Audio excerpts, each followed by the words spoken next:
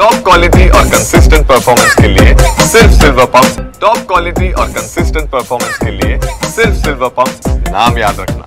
रस्त्याच्या कामासाठी तोडण्यात आलेली झाडे आणि त्या बदल्यात लावण्यात आलेली झाडे याची माहिती वन विभागाकडून देण्यात न आल्याने पर्यावरण प्रेमी जे आहेत ते बोरमध्ये आक्रमक झाल्याचं आपल्याला पाहायला मिळतं। या ठिकाणी पाहिलं तर हे सर्व पर्यावरण प्रेमी जे आहेत ते वन विभागाच्या कार्यालयासमोर एकत्र झालेले आहे आणि साष्टांग प्रमाण आंदोलन जे आहे ते त्यांनी या वन विभागाच्या कार्यालयासमोर केलेलं आपल्याला पाहायला मिळतं। अत्यंत अनोखं असं आंदोलन त्यांनी या ठिकाणी केलेलं आहे। खरं तर भोर तालुक्यातील कापरोळ ते वाई असा जवळपास 40 किलोमीटरच्या रस्त्याचं रुंदीकरणाचं काम जे आहे ते सुरू आहे आणि या दरम्यान अनेक जुनी झाडं आहे, वर्षानुवर्षाची झाडं आहेत ती तोडली गेली आणि त्या बदल्यात खरं तर वन विभाग असेल किंवा संबंधित ठेकेदार असेल यांच्याकडून दुप्पट ते तिप्पट झाडं लावण्याचं आश्वासन जे आहे ते देण्यात आलेलं होतं। मात्र अद्याप ही झाडं जी आहेत ती लावली गेली नाही आहेत आणि त्याच विरोधात आता हे सर्व पर्यावरण प्रेमी जे आहेत ते आक्रमक झालेले आहेत। किती झाडं तोडली आणि किती झाडं लावली याची माहिती यांनी वन विभागाकडे मागितली होती। मात्र फेब्रुवारीत ही माहिती मागितली होती, आता ऑगस्ट उघडला तरी ही माहिती देण्यात न आल्याने ही सर्व पर्यावरण प्रेमी आक्रमक झालेले आहेत आणि त्यांनी वन विभागाच्या कार्यालयासमोर आता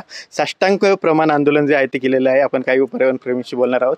तुम्ही आता वन विभागाच्या कार्यालयासमोर अनोखं आंदोलन केलंय, काय नक्की तुमची मागणी आहे, कशासाठी आंदोलन? विषय आमचा असा आहे की आम्हाला कुठल्याही विकास कामात आपल्याकडे कुठली इंडस्ट्रियल नाही आहे किंवा कुठलंही उपजीविकेचं साधन आपल्या भोरच्या तरुणकडे नाही आहे, म्हणून आम्ही हा रस्ता होताना कुठल्याही प्रकारचं अडवणूक न करता आम्ही हा रस्ता होऊन दिला।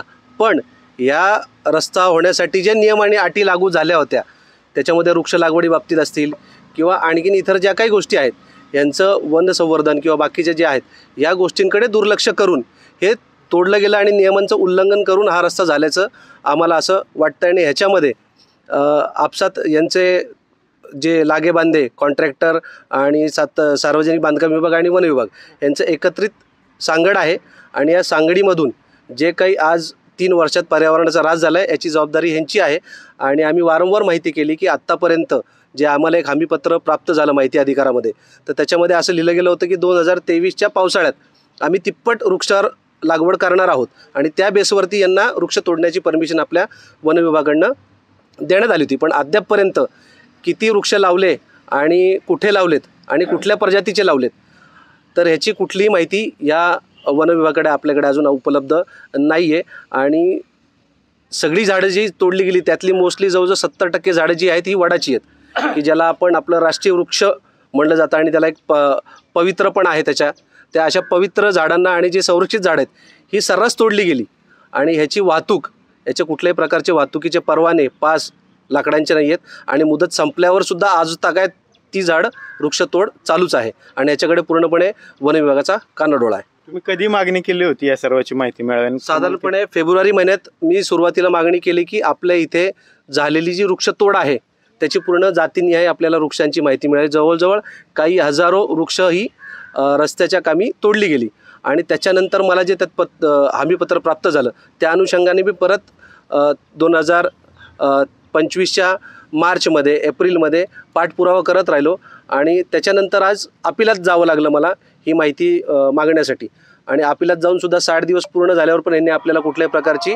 माहिती दिलेली नाही आहे। आता मागणी काय असणार आहे तुमची? आमची मागणी एकच आहे, हे जर नियमांचं उल्लंघन करून जर वृक्षतोड झाली असेल तर या वृक्षतोड करणाऱ्यांवरती कठोरात कठोर कारवाई करावी आणि त्यांच्यावर जास्त दंडात्मक जी स्टेज आहे, वडाचं झाडाला जे संरक्षित झाड जर कुठल्या एखाद्या व्यक्तीने जर तोडलं तर साधारणपणे त्याला 50 ते 60 हजार रुपये दंड आकारला जातो, तर त्या हिशोबाने यांचा हिशोब करावा आणि त्यांना तो दंड थोपवण्यात यावा। आपल्यासोबत आणखी काही पर्यावरण प्रेमी आहे?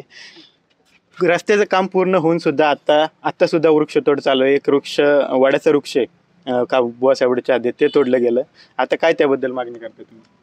सर आता जे रस्त्याचं काम चालू आहे ना त्याच्यात आता पूर्वीची जी झाडं आहेत कमीत कमी 200-300 वर्षाची जी झाडं होती ती मोठी झाडं होती ती तोडली गेलेली आहेत। म्हणजे पूर्णपणे पर्यावरणाचा ऱ्हास झालेला आहे। आमची फक्त पर्यावरण प्रेमी म्हणून एवढीच मागणी आहे की आम्हाला फक्त ती झाडं फक्त लावून मिळावीत, डबल टिबल प्रमाणात लावून मिळावीत, एवढीच आमची इच्छा आहे। तुम्ही सुद्धा आंदोलनात सहभागी झाला आहे, पर्यावरण प्रेमी म्हणून काय तुमची भूमिका?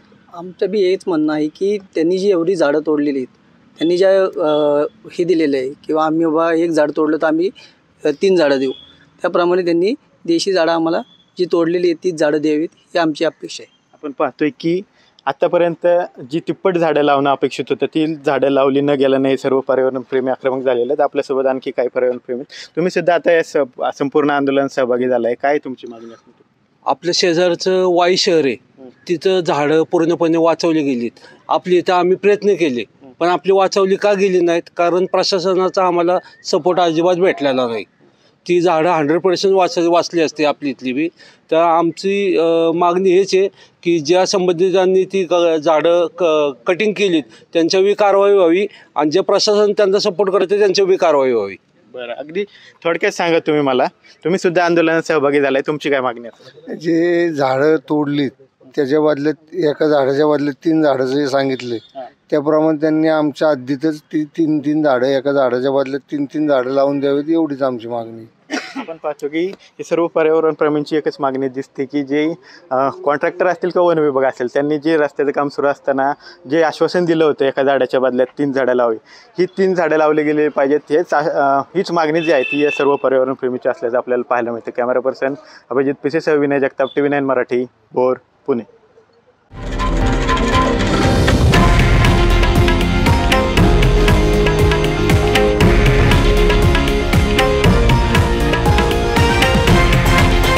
हे आहे देशातील नंबर 1 न्यूज नेटवर्क आणि आपण पाहत आहात TV9 मराठी, एकमेव.